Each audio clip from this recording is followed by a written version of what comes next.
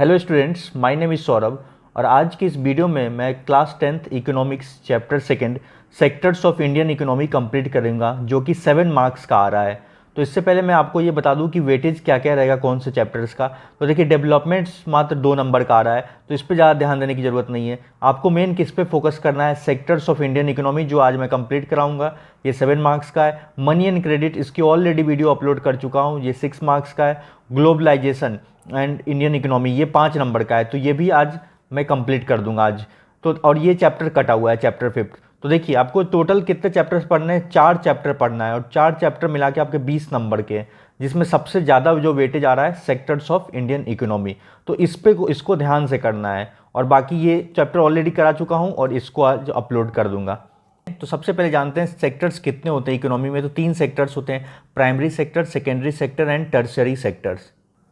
तो primary sector क्या होता है? देखिए, प्राइमरी सेक्टर को हम एग्रीकल्चर सेक्टर भी बोलते हैं। मतलब इसमें क्या होता है कि जब गुड्स को प्रोड्यूस करते हैं एक्सप्लॉइटिंग नेचुरल रिसोर्सेज को एक्सप्लॉइट करके, इट मीन्स नेचुरल रिसोर्सेज का यूज करके जो भी हम गुड्स प्रोड्यूस करते हैं, तो वो सब जो सेक्टर्स किसके अंदर आता है, मतलब प्राइमरी सेक्टर। प्राइमरी सेक्टर का एग्रीकल्चर सेक्टर भी बोलते हैं। और इसमें मेनली जो एक्टिविटीज़ होती है, जैसे ये सब जो दिया हुआ है एक्टिविटीज़, जिसमें कि डेयरी हो जाएगा, फिर एग्रीकल्चर हो जाएगा, और ये सबसे रिलेटेड है कि डेयरी हो गया, फिशिंग हो गया, एग्रीकल्चर, फॉरेस्ट्री। तो ये सब किसका एग्जाम्पल है? प्राइमरी सेक्टर का। अगला जो सेक्टर है सेकेंडरी सेक्टर। तो जान लीजिए सेकेंडरी सेक्टर को क्या बोलते हैं? Manufacturing sector. ये फिगर्स दिया हुआ है, देखिए सेकेंडरी सेक्टर का जितने भी सामान बनते हैं, जैसे फर्नीचर हो गया, गाड़ी हो गया, ऑटोमोबाइल, पर्स, क्लॉथ्स, तो ये सब किसके एग्जाम्पल्स हैं? मतलब इंडस्ट्रियल सेक्टर्स को सेकेंडरी सेक्टर्स भी बोलते हैं। तो यही लिखना है आपको कि it is also known as manufacturing sectors और सेकेंडरी सेक्टर्स, जिसमें रॉ मटेरियल्स का यूज़ करके हम गुड्स बनाते हैं। थर्ड जो मेरा सेक्टर आता है टर्शियरी सेक्टर। तो टर्शियरी सेक्टर को क्या बोलिएगा कि it is also known as service sector. जैसे कि सर्विस जो भी हम प्रोवाइड करते हैं वो किस में आता है? टर्शियरी सेक्टर में। जैसे कोई भी सर्विस आप मान लीजिए, बैंकिंग हो गया, तो बैंक में क्या करते हैं, मतलब एक कस्टमर को हम सर्विस प्रोवाइड करते हैं। ट्रांसपोर्टेशन हो गया, ट्रांसपोर्टेशन किसका एग्जाम्पल है? सर्विस सेक्टर का। तो और भी जैसे कि आईटी कंपनीज होती हैं जिनके कस्टमर सपोर्ट इंडिया में लोकेटेड है, बाहर की भी कंपनी, तो वो सब क्या है? एमएनसी होती है, तो वो सब सर्विस सेक्टर्स है। तो ट्रांसपोर्टेशन, बैंकिंग और जो भी कम्युनिकेशन, ये सब किसका एग्जाम्पल्स है? सर्विस सेक्टर्स का। जीडीपी, जीडीपी क्या होता है? Gross domestic product. मतलब आप ऐसे समझ लीजिए गवर्नमेंट की कमाई क्या कितनी होती है, प्राइमरी, सेकेंडरी और टर्शियरी तीनों सेक्टर मिला के जो गवर्नमेंट की इनकम होती है उसी को जीडीपी बोलती है। मतलब हमारे देश की पूरी कमाई कितनी होती है तीनों सेक्टर से। तो ऐसे भी बोल सकते हैं the value of final goods and services produced with in a country during a particular year, इसी को क्या बोलते हैं? जीडीपी बोलते हैं। नेक्स्ट, ये सब ग्राफ सिंपल है, आप देख लीजिए, यहाँ पे ऑलरेडी लिखा हुआ है प्राइमरी, सेकेंडरी और टर्शियरी। इसमें ये लिख रहा है कि GDP by primary, secondary and tertiary sector से कितना कितना है। तो 1973-74 में ये कुछ दिया हुआ है। अब इस वाले में देखिए 2013-14 में तो सबसे ज़्यादा किस में ज़्यादा है इसमें? तो टर्शियरी सेक्टर में सबसे ज़्यादा यहाँ पे है जीडीपी सबसे ज़्यादा इसमें है। फिर इसके बाद से ये कौन सा सेक्टर है? Secondary sector. और फिर क्या है? प्राइमरी सेक्टर से। Share of sectors in GDP percent, मतलब कि कितना परसेंट शेयर कंट्रीब्यूट कर रहा है, मतलब सर्विस सेक्टर से सबसे ज़्यादा इनकम आ रहा है गवर्नमेंट को यहाँ पे। इसके अलावा देखिए कि ये जो अगला जो ग्राफ दिया हुआ है, सबसे ज़्यादा लोग एम्प्लॉयड किस में हैं, यहाँ पे देखिए शेयर ऑफ सेक्टर्स एम्प्लॉयमेंट। तो सबसे ज़्यादा लोग, आपको यहाँ से पता चल रहा होगा कि अगर बात करें पहले पहले सबसे ज़्यादा लोग किस में एम्प्लॉयड थे? 71%, तो एग्रीकल्चर में। उसके 11% किस में थे? तो ये वाला सेक्टर सेकेंडरी सेक्टर्स में, यानी मैन्युफैक्चरिंग में। और थर्ड था 18% किस में थे? तो इसमें सेकंड बोलेंगे ये वाला जो ग्रीन सेक्टर है ना, ग्रीन कौन सा ले रहे थे यहाँ पे? टर्शियरी। तो यहाँ पे लिखिए सबसे पहले प्राइमरी, फिर टर्शियरी में लोग ज़्यादा थे, और फिर सबसे कम क्या थे? 11%। तो 11 किस में थे? मैन्युफैक्चरिंग में।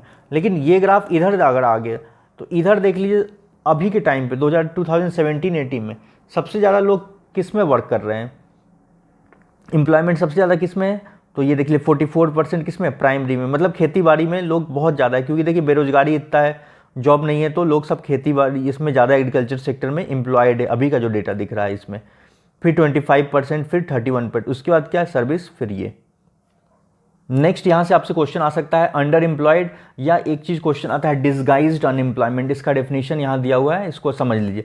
तो देखिए सिंपल सा आप एग्जांपल ये लीजिए, किसी भी फैमिली में अगर 10 लोग हैं, ठीक है, और उस फैमिली में अगर सपोज के लिए कि अगर 5 लोग मिल के ही खेती का काम पूरा कर लेते हैं, तो 5 जो एक्स्ट्रा लोग हो गए उनके साथ जा रहे हैं, लेकिन वो नहीं भी जाएंगे खेत में काम करने के लिए, तब भी वो क्या होगा, काम पूरा हो जाएगा। अगर वो नहीं भी जाएंगे खेत में, मतलब 5 लोग ही, तो 5 लोग एक तरह से क्या बोले, अनएम्प्लॉयड ही तो है, वो बस लोगों को नज़र में लोग को दिखाने के लिए ही एम्प्लॉयड है। तो ऐसे अनएम्प्लॉयमेंट को बोलते हैं अंडर एम्प्लॉयड। और ऐसे भी बोल सकते हो कि आप डिसगाइज्ड, मतलब छुपी हुई बेरोजगारी, डिसगाइज्ड अनएम्प्लॉयमेंट मतलब हिडन अनएम्प्लॉयमेंट।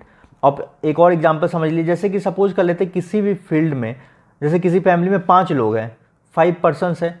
अब इस केस में क्या हो रहा है कि 2 लोग मिलके ही पूरा काम कर लेते हैं, जैसे उन किसी का दुकान है या खेत का ही काम है, 2 लोग मिलके ही पूरा काम कर ले रहे हैं, लेकिन 3 लोग उनके साथ बस ऐसे ही जा रहे हैं, वो नहीं भी जाएंगे तब भी काम होगा।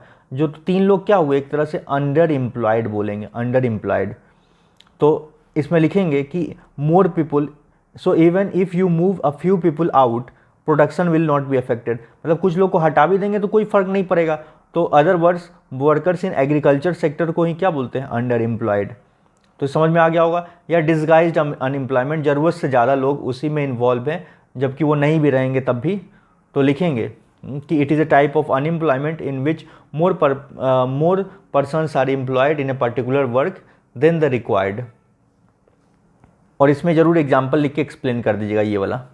अगला जो इंपॉर्टेंट क्वेश्चन है, देखिए ये मनरेगा है, तो इससे आपसे पूछेगा, इसका फुल फॉर्म पूछ सकता है और इसके बारे में। तो सिंपल सा चीज़ है, Mahatma Gandhi national rural employment guarantee act 2005 में लॉन्च किया गया था। और इसमें सिंपल समझ लीजिए कि पूरे साल में कितने दिन होते हैं, 365। तो 365 डेज में से ये बोला गया था कि 100 दिन मतलब 100 डेज एटलीस्ट वर्क दिया जाएगा हर एक पर्सनस को काम करने के लिए, जो वेजेस के लिए, मतलब 100 दिन तो काम मिलेगा ही एटलीस्ट। तो इसमें क्या लिखिएगा, under Mahatma Gandhi national rural या MNREGA 2005 there is a provision for, लिखा हुआ है कि under MNREGA to all those who are able to work, जो काम कर सकते हैं, and are in need of work in rural areas, गांव वाले क्षेत्र में, उसको गारंटी दिया गया था कि 100 दिन का एम्प्लॉयमेंट कौन जनरेट करके देगा, गवर्नमेंट। तो यही लिखना है आपको कि in under this if in rural areas if a person is able to work and he need work in rural areas guaranteed 100 days of employment in year by the government. मतलब simple ये लिख दीजिए कि government ने उनको guarantee किया था कि आपको 100 दिन का हम काम देंगे पूरे साल में अंडर द मनरेगा। देखिए एक और सबसे इम्पोर्टेंट क्वेश्चन है यहाँ पे, ध्यान दीजिएगा। इसमें क्या है कि ऑर्गेनाइज सेक्टर और अनऑर्गेनाइज सेक्टर, तो एक एग्जाम्पल से समझाया गया है, एक कहानी के तौर पे। देखिए सबसे पहले कांता के बारे में बताया गया है। कांता ये है, लड़की है, तो इसको क्या है कि एक मतलब जॉब मिला हुआ है इसको, एक फिक्स जॉब, मतलब एक तरह से आप बोल सकते हो कि गवर्नमेंट जॉब तरह का इसका। इसको 9:30 पे जाना पड़ता है और 5:30 में घर लौट के आ जाती है। और इसकी सैलरी भी क्या है, मतलब रेगुलरली टाइम पे मिल जाती है, हर एक मंथ के 31 या 1 तारीख को। इसको गवर्नमेंट पे प्रोविडेंट फंड भी मिलता है। इसके अलावा क्या मिलता है, अगर ये छुट्टी भी लेती है इसके भी पैसे मिलते हैं, पेड लीव्स मिल जाता है। तो ये सब चीज़ें मिलती है। ये किस सेक्टर में काम कर रही है, तो ये ऑर्गेनाइज सेक्टर में काम कर रही है। और इसकी जॉब की एक चीज़ है सिक्योरिटी है, मतलब ऐसा नहीं कि तुरंत इसको हटा भी दे, तो इसकी जॉब सिक्योर होती है। दूसरा एक एग्जांपल दिया गया है कमल का। कमल के केस में क्या है, कमल एक दुकान में काम कर रहा है, जैसे सेल्समैन या कपड़े वगैरह का जो दिखाने के लिए ग्रोसरी शॉप में। अब ये सारे साथ में डेली इसको जाना पड़ता है और आने का कोई ठिकाना नहीं है, मतलब ये कभी 8 बजे आया, कभी लेट भी आ गया, लेट तक इनको काम करना पड़ता है, तो अर्ली इवनिंग। और इसको दिक्कत, इसको कुछ अलाउंस वगैरह भी नहीं देती है कंपनी, अगर छुट्टी के लिए लेगा मेडिकल बेनिफिट वगैरह भी नहीं मिलेगा इसको। तो ये कोई किस में काम कर रहा है, अनऑर्गेनाइज सेक्टर में काम कर रहा है। अनऑर्गेनाइज सेक्टर में कौन, कमल। तो क्वेश्चन ऐसे आता है, difference between organise sector and unorganise sector. तो क्या क्या लिखिएगा, पॉइंट वाइज लिख दीजिए। देखिए सिंपल सी बात है कि इसमें फिक्स्ड वर्किंग आवर्स होता है, इसमें कोई भी fixed, no fixed working hours.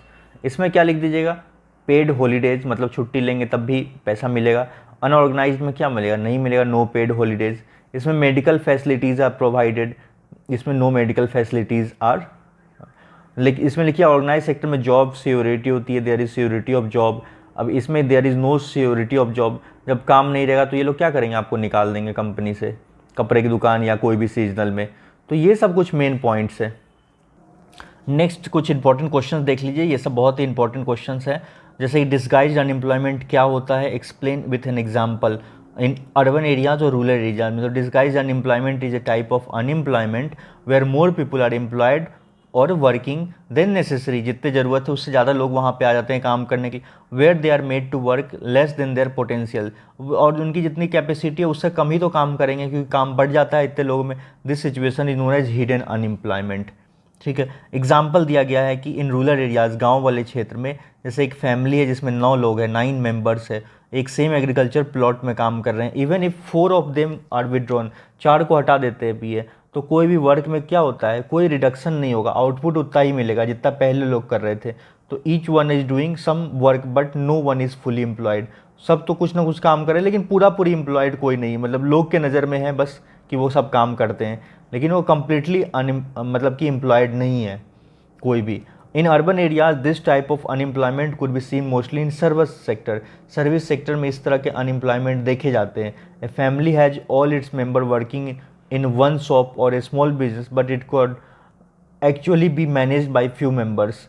मतलब ये बोल रहा है कि किसी भी फैमिली में जितने भी मेंबर्स होते हैं सब एक जगह काम कर रहे हैं, एक स्मॉल बिजनेस भी कर रहे हैं, but it actually be managed by few members. तो कुछ लोग को ही काम करना पड़ता है इसमें। नेक्स्ट एक इम्पॉर्टेंट क्वेश्चन है ऑब्जेक्टिव्स ऑफ मनरेगा। ये याद कर लीजिएगा आप अच्छे से, स्क्रीनशॉट ले लीजिए इसका, क्या क्या होता है और मनरेगा क्यों लगाया गया था। To increase the income and employment of people, लोगों की इनकम बढ़ाने के लिए।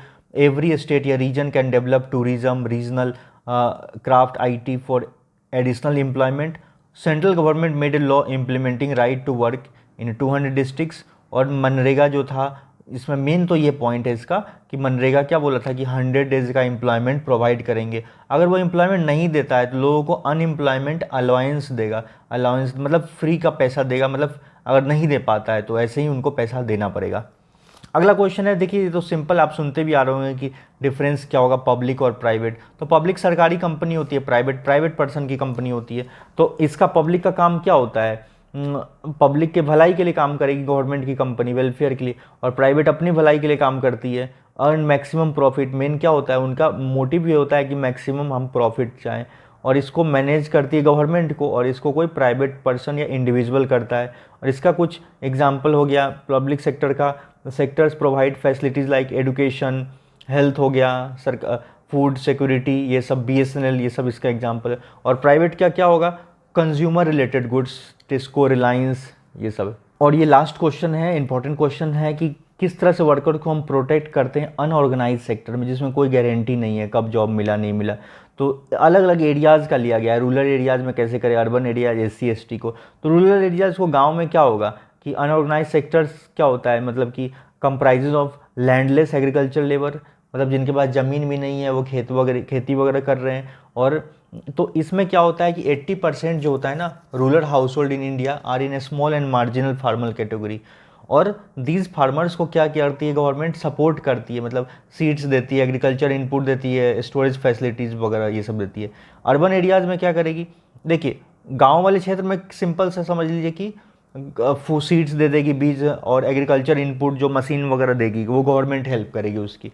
अर्बन एरियाज में, शहरी क्षेत्र में क्या करती है कि लोग तो ऐसे कुछ ना कुछ काम करते रहते हैं। तो शहरी क्षेत्र में क्या होगा कि देखिए लिखा हुआ, in urban areas unorganise sector comprise mainly of workers in small scale industries में काम करते हैं, कैजुअल वर्कर्स कंस्ट्रक्शन में काम कर रहे हैं, ट्रांसपोर्ट में, और स्ट्रीट वेंडर्स का काम कर रहे हैं। तो इन सब के जो वर्कर्स के जॉब्स और वेजेस को प्रोटेक्ट करने का ज़रूरत है। Casual workers are required to be protected. SC ST क्या होता है, majority of workers from schedule caste होते हैं, शेड्यूल ट्राइब्स और backward find. Besides getting irregular and low paid work, these workers also face social discrimination. इनको एक तो पैसा भी कम मिलता है, इरेगुलर वर्क बोलता है, और इनको बहुत सारे भेदभाव किए जाते हैं, discrimination. Protection support to organize sector work is this necessary for both economic and social development. इसलिए बहुत ही ज़रूरी है ऑर्गेनाइज सेक्टर्स को protection and support to unorganize sectors, मतलब अनऑर्गेनाइज सेक्टर में प्रोटेक्शन और सपोर्ट का बहुत ज़रूरी है for both economic and social development. तो ये सब जितने भी मेन क्वेश्चन था मैं आपको बता दिया हूँ, आप इससे बाहर कुछ भी आएगा नहीं। तो आप इन ही सब क्वेश्चंस को अच्छे से कर लीजिए। फिर से मैं रिपीट कर देता हूँ, ऑर्गेनाइज सेक्टर अनऑर्गेनाइज सेक्टर का डिफरेंस याद कर लीजिए। उसके अलावा डिस्गाइज अनएम्प्लॉयमेंट क्या होता है, मनरेगा क्या होता है। तो ये सब कुछ इंपॉर्टेंट टॉपिक्स है जिसको आप कवर कर लीजिए। आई होप ये वीडियो आपको समझ में आया होगा। अगर वीडियो अच्छा लगा तो चैनल को सब्सक्राइब कर ले और वीडियो को लाइक और शेयर कर दे। So thank you for watching.